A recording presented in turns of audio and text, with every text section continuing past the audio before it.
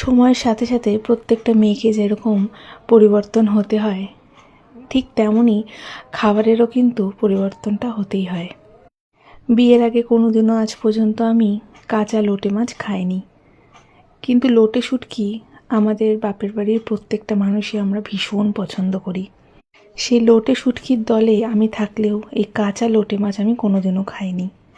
বিয়ের পর থেকে যখন জানতে পারি আমার কর্তামশাইয়ের ভীষণ প্রিয় মাছ, তখন থেকে শুরু হলো এই মাছটা তার জন্য রান্না করা। যেহেতু আমি কোনোদিনও দেখিনি বা কোনোদিনও ধরিও নি বা কোনোদিন খাইও নি, তাই প্রথম বাজারে গেলে যখন এই মাছটা দেখতাম না, ভীষণ ভয় লাগতো দেখে। খুব সাহস করে একদিন বাজার থেকে আমার কর্তামশাইয়ের জন্য এই মাছটা নিয়ে আসলাম।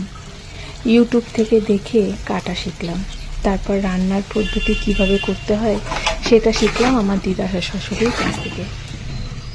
আমার দিদা শাশুড়ি অসম্ভব সুন্দর হাতের রান্না করে, তার হাতের রান্না কোনো তুলনাই হয় না।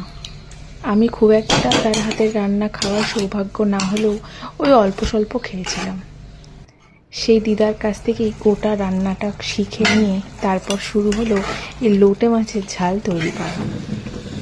আমার দিদা শাশুড়ি এই লোটে মাছ দিয়ে গোটাভাবে রান্নাটা করত, যেটা আমার হাতে এখনও পর্যন্ত হয়নি, কারণ ওই রকম সেই মাছ রান্না করতে আমি এখনও পর্যন্ত পারিনি। আর এই ঝালটা রান্না করা যেহেতু ভীষণ সহজ, তাই ঝালটা রান্না করাই শিখেছি।